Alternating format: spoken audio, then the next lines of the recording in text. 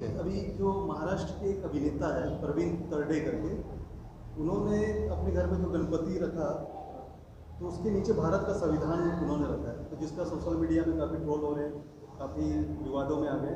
इस पर आपका क्या कहना है? हालांकि उन्होंने माफ़ी भी मांग ली है, लेकिन देखिए, सवाल माफ़ी मांगने का नहीं है। प्रवीण तरडे ने जो ये हरकत की है, इसके पीछे की जो सोच है, इसके पीछे की जो मानसिकता है, उसको उस पर बात करनी ज़रूरी है।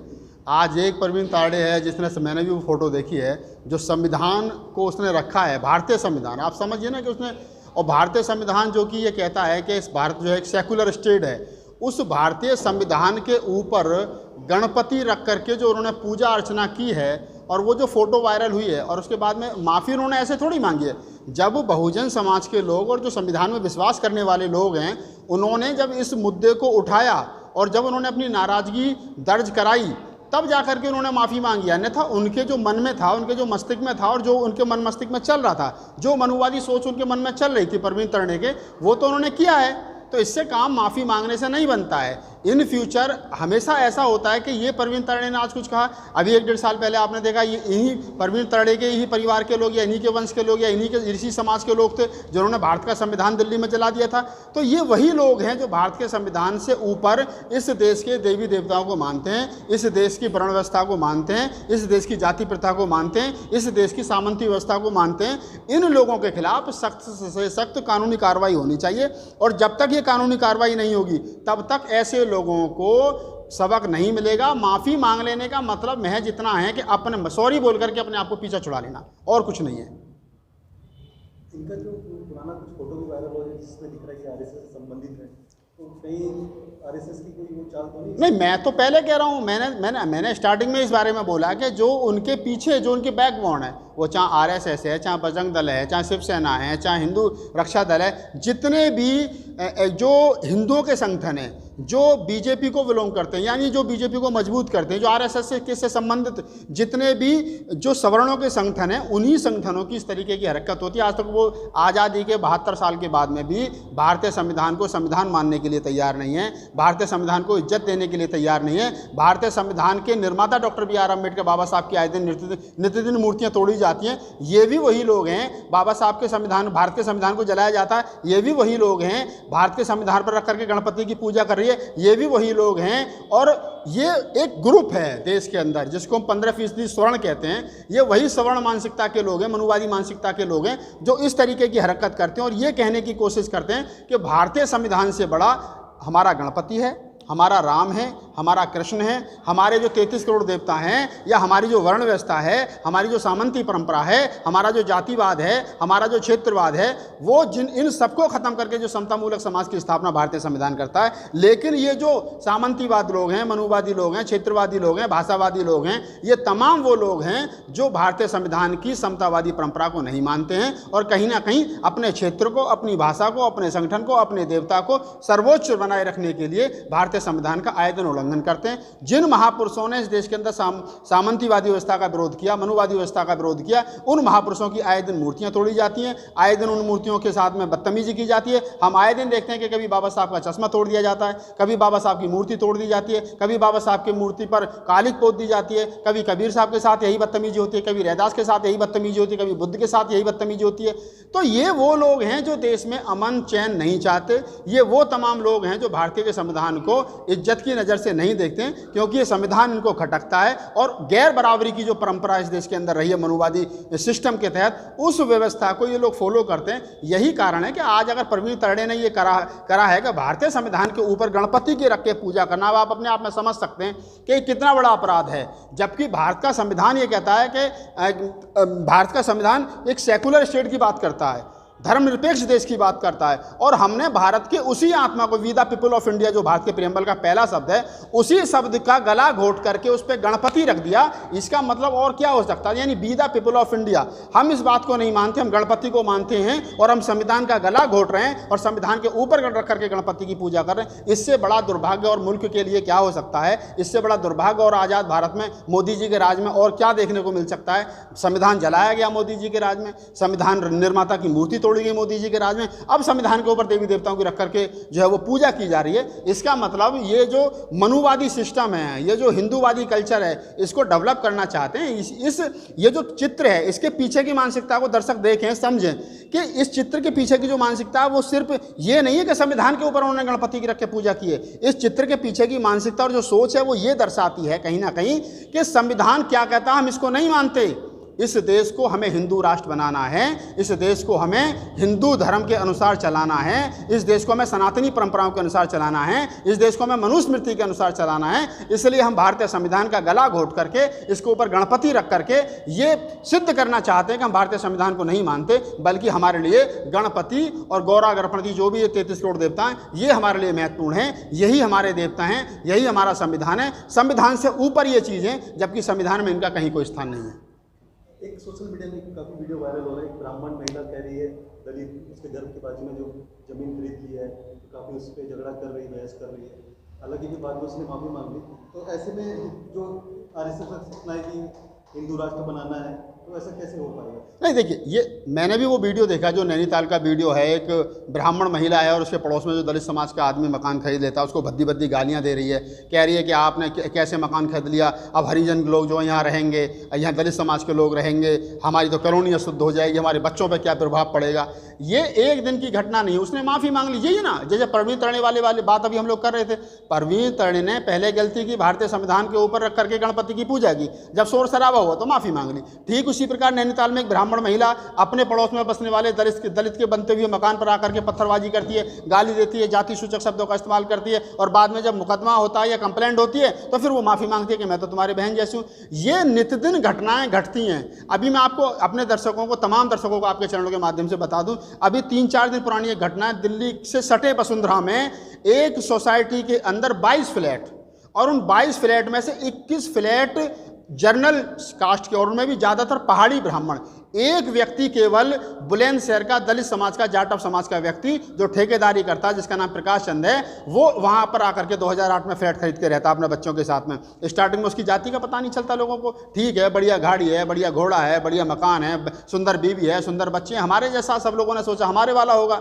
लेकिन जैसे जैसे उसकी जाति का पता चलता है, जैसे जैसे उसके कास्ट का पता, उसके समुदाय का पता, उसके क्षेत्र का, उसकी भाषा का और उसके जो रिश्तेदारों का आना जाने से उनका पता चलता है, तो बाद में वही लोग जो हैं उसके साथ में अभद्र व्यवहार करते हैं। उसको इतना परेशान कर देते हैं कि उसके घर में घुस करके उसकी बीवी के साथ में बदतमीजी करते हैं, उसके साथ मारपीट करते हैं। बाद में जब वो समाज के बीच में आता है तो समाज उसकी लड़ाई लड़ने को तैयार होता है। क्या नाम है, समाज ये कहता है कि हम लड़ाई लड़ेंगे। आज समाज उसकी लड़ाई लड़ रहा, मामला SC/ST एक्ट में प्रशासन के ऊपर दबाव बनाया जा रहा है कि मामला दर्ज होना चाहिए। शायद आज उम्मीद है कि SSP साहब ने दर्ज भी कर लिया होगा। तो एक बड़ी चीज़ है कि ये जो हर महाराष्ट्र की कहानी नहीं है। अब यहाँ 3 कहानी हमारे सामने हैं। एक महाराष्ट्र के परवीन तड़ने जिन्होंने संविधान के ऊपर रख करके गणेश की पूजा की, यानी जिसका मतलब वो संविधान को नहीं मानते। दूसरी कहानी उत्तराखंड के नैनीताल के, जहाँ एक ब्राह्मणी महिला चीख करके कह रही है कि दलित समाज का आदमी हमारी कॉलोनी में कैसे बस जाएगा।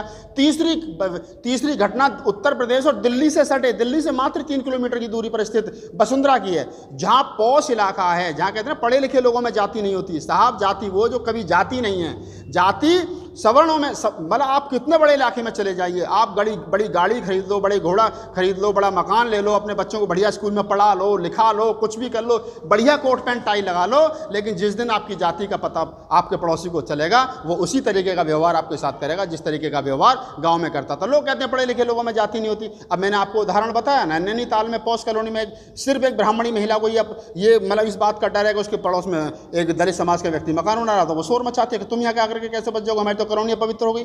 दिल्ली से सटे वसुंधरा में एक 22 फ्लैटों की एक सोसाइटी में एक फ्लैट शेड्यूल कास्ट का आदमी खरीद लेता तो पूरी सोसाइटी में भय तौबा हो जाता। ये पढ़े लिखे लोगों की कहानी है। प्रबुद्ध लोग जो अपने आप को कहते हैं समझदार, पढ़े लिखे लोग जो समाज का निर्माण करने के लिए आए थे, उनसे जातियां नहीं छूट रही हैं। तो ऐसे में कैसे उम्मीद कर सकते हैं कि इस देश में मानवता जो है वो जीवित रहेगी, इंसानियत जीवित रहेगी, या इस देश का संविधान जीवित रहेगा जो हमें समानता की बात सिखाता है। इन सारी चीज़ों से हमें सीखने की ज़रूरत है। और कम से कम मैं तो यही कहूँगा, चाहे परवीन तरणे का मामला हो, चाहे ब्राह्मणी महिला का नैनीताल का मामला हो, चाहे प्रकाश चंद का मामला हो जो कि वसुंधरा से दिल्ली से सटा वसुंधरा का मामला, इन तीनों चारों घटनाओं से एक बात समझ में आती है कि देश के अंदर जिस प्रकार का पिछले 6-7 साल से माहौल बनाया गया है जब से मोदी जी सरकार में आए हैं। अक्सर हमारे बीजेपी के दोस्त कहते हैं कि अब तो मोदी जी ने बाबा साहब डॉक्टर अम्बेडकर के लिए, देखो मोदी जी को बाबा साहब कितना मानते हैं, बाबा साहब को कितना मानते हैं मोदी जी, कितना मानते हैं मोदी जी, बाबा साहब की इतनी बड़ी मूर्ति लगा दी, बाबा साहब का इतना बड़ा 26 तल्ली पुल बना लिया, हिंदू मिल की जगह दे दी, लंदन का मकान खरीद लिया। मैं तमाम बीजेपी के अपने दोस्तों से एक बात कहता हूं कि जितने हिंदू मिल हो, 26 अलीपुर हो, 15 जनपद हो, लंदन का मकान हो, XYZ जो भी बाबा साहब के नाम पे करा है, मैं उस दिन मोदी जी को बाबा साहब का भक्त मान जाऊंगा जिस दिन बाबा साहब की मूर्ति के नीचे जो मोदी जी ने लगाई है, उसी मूर्ति के नीचे, चाहे 26 अलीपुर, चाहे 15 जनपद, चाहे हिंदू मिल और चाहे लंदन में, उसी मूर्ति के नीचे बाबा साहब की 22 प्रतिज्ञाओं को अगर मोदी जी लिखवा दें और उन 22 प्रतिज्ञाओं के सामने हाथ जोड़कर खड़े हो जाएंगे, उन 22 प्रतिज्ञाओं को मानता हूं तो मैं मान जाऊंगा मोदी जी वास्तव में बाबा साहब डॉक्टर अम्बेडकर को फॉलो करते हैं। लेकिन वो 22 प्रतिज्ञा को नहीं लिखवाएंगे क्योंकि उसमें पहले ही एक प्रतिज्ञा में लिखा है मैं रामकृष्ण को ईश्वर नहीं मानूंगा, उसमें लिखा मैं ब्रह्मा को ईश्वर नहीं मानूंगा। ये सरकार तो रामकृष्ण के आधार पर चलने वाली सरकार है। तो इसमें हमें समझदार रहने की जरूरत है, झांसे में आने की जरूरत नहीं है, झांसे में बिल्कुल आने की जरूरत नहीं है। हमको होशियार और सचेत रहने की जरूरत है। बाबा साहब की मूर्ति पर माला और बाबा साहब के विचारों पर ताला ये ज़्यादा समय तक चलने वाला नहीं है। तो बस ये हम जिस माहौल में जी रहे हैं, मैं तमाम दर्शकों से ये कहना चाहूँगा, अपने आप को सेफ रखिए, सुरक्षित रखिए, अपनी सोसाइटी के साथ रहिए।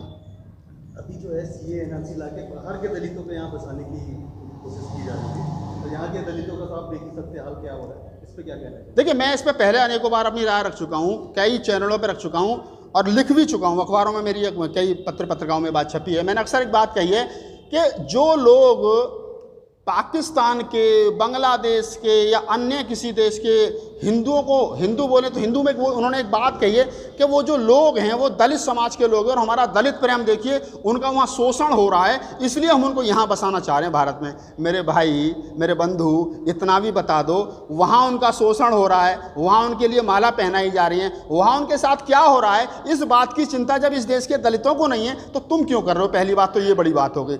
दूसरी बात, वो अपनी स्वेच्छा से पाकिस्तान में रहे थे, वो अपनी स्वेच्छा से बांग्लादेश में रहे थे, वो अपनी स्वेच्छा से जिस कंट्री में वहाँ रहे थे, लेकिन उसके बाद में जब वो अपनी स्वेच्छा से रहे थे तो उनकी चिंता तो उस देश के लोगों को होनी चाहिए। और अगर उस देश के लोग उनका शोषण कर रहे हैं तो आप इस बात को अंतर्राष्ट्रीय जो है कोर्ट में उठाइए, कभी ये फलां देश जो है अल्पसंख्यकों का शोषण कर रहा है। यही बात तो पाकिस्तान भी कह सकता है कि भारत में जो है मुसलमानों का शोषण हो रहा है, मॉब लिंचिंग के नाम पर, उनकी हत्याएं हो रही हैं गाय के नाम पर। अगर आपको वहाँ के हिंदुओं की चिंता है तो वहाँ के पाकिस्तानी मुस्लिम कंट्रियों को भी भारत के जो है वो मुसलमानों की चिंता होनी चाहिए। उनको तो नहीं है, लेकिन आपको चिंता है क्योंकि आप पिछले 70 साल से, जब से देश आज़ाद हुआ, जब से संविधान लागू हुआ है, तब से लेकर के और आज तक आप इस देश के दलितों को सम्मान नहीं दे रहे हैं। आज उनकी बहन बेटियों को आप उठाते हो, उनके आरक्षण का विरोध आप कर रहे हो, उनकी CR खराब आप कर रहे हो, उनकी हत्याएं आप कर रहे हो, उनके अफसर जब कोई लड़का IAS PCS बन जाता है, जब वो ट्रेनिंग पे जाता है, ट्रेन से उतार करके हत्या आप कर देते हो, उनके अफसरों को इज्जत आप नहीं देते हो। गाँव देहात में आज भी मासूम बच्चियों के साथ में बलात्कार आप लोग कर रहे हो। तो यहाँ के दलितों के साथ में तो आप शोषण कर रहे हो, लेकिन पाकिस्तान के दलितों से आपको बहुत मोहब्बत है। मैं तमाम प्रबुद्ध साथियों से कह देना चाहता हूँ, इनको ना तो यहाँ के दलितों से मोहब्बत है, ना वहाँ के दलितों से मोहब्बत है। इनको दलितों की आड़ में पाकिस्तान का डर दिखा करके, मुसलमानों का डर दिखा करके, ये सिर्फ इस मुल्क में ना तो रोज़गार की बात कर रहे हैं, ना रोज़गार की बात कर रहे हैं, ना नौकरी की बात कर रहे हैं, ना शिक्षा संसाधनों की बात कर रहे हैं, ना इंस्टीट्यूट खोलने की बात कर रहे हैं, ना इनके पास में रोज़गार है, ना इनके पास में कुछ है, कोई सिस्टम नहीं है, ना इनके पास में हॉस्पिटल है, कुछ नहीं है, ना स्वास्थ्य है, ना सेवा है, ना शिक्षा है, कुछ नहीं है। इनके पास में सिर्फ है मुसलमान, पाकिस्तान। ये दो चीज़ों का डर दिखा करके इस देश पर रूल करना चाहते हैं। लेकिन हम बता देना चाहते हैं, मैं कह देना चाहता हूँ कि ना तो हमें पाकिस्तान से डर है मियाँ, ना हमें मुसलमानों से डर है, ना हमें अन्य किसी चीज़ से डर है, और ना हमें पाकिस्तान। मैं देखता हूँ रोज़ स्ट्रीम मीडिया को, आए दिन स्ट्रीम मीडिया के पिछली आप लगभग 6 महीने की डिबेट्स उठा लीजिए। हमारे एक मित्र साथी हैं, लेखक हैं, उन्होंने बताया पिछले दिनों बैठ करके आज तक पे कि पिछले 200 डिबेट्स में से 80 डिबेट अकेले पाकिस्तान पे। कौन है भैया पाकिस्तान? क्या है पाकिस्तान? 80 डिबेट आप पाकिस्तान पे कर रहे हो, बैठ करके मुसलमानों पे कर रहे हो, मदरसों पे कर रहे हो। अभी इन्होंने CAA NRC के बारे में, उसके बाद में ये कोरोना के लिए इन्होंने कहा कि जी जमातियों ने कोरोना फैला दिया, जमातियों ने कोरोना फैला दिया। कल महाराष्ट्र हाई कोर्ट ने कर दिया ना खारिज, के जमातियों को निशाना बनाया गया, वो FIR रद्द कर दी। स्ट्रीम मीडिया अपनी भूमिका में नहीं है, वो गोदी मीडिया की भूमिका में है। तो मैं चलते चलते और लास्ट में तमाम साथियों से यही कहना चाहूँगा, आप सचेत रहिए, होशियार रहिए। इस देश को जातिवाद की आग में ढकेला जा रहा है। इस लोकतंत्र को ख़त्म करने के लिए लोगों को जाति के समूह में बदला जा रहा है, भीड़ में तब्दील किया जा रहा है, जिसको हम कह रहे हैं मॉब लिंचिंग, यानी हमको भीड़ में तब्दील कर। कौन आदमी कब कहाँ से आकर के आपकी जान ले ले आपको पता नहीं है। इसी के लिए आपको तैयार रहना है, इसका मुंह तोड़ जवाब देने के लिए तैयार रहना है, क्योंकि सरकार ने पिछले 6-7 साल में ऐसे ही लोगों की जमात तैयार की है जो ना जाने कब कहाँ किसकी जाति के आधार पर, धर्म के आधार पर, मजहब के आधार पर, क्षेत्र के आधार पर कब किसकी कहाँ जान ले लें। इसके लिए आपको तैयार रहना है, लोकतंत्र बचाना है, संविधान बचाना है। इस देश के खास तौर से SC ST OBC के जितने माइनॉरिटी के, बहुजन समाज के 6743 जातियों के लोग हैं, उन सबको मेरा यही कहना है कि आप लोग इकट्ठा होइए और बाबा साहब डॉक्टर BR अम्बेडकर और भारत के संविधान को बचाइए। तब तक ये संविधान सुरक्षित है, तब तक आप सुरक्षित हैं। राम मंदिर आपको बचाने नहीं आएगा,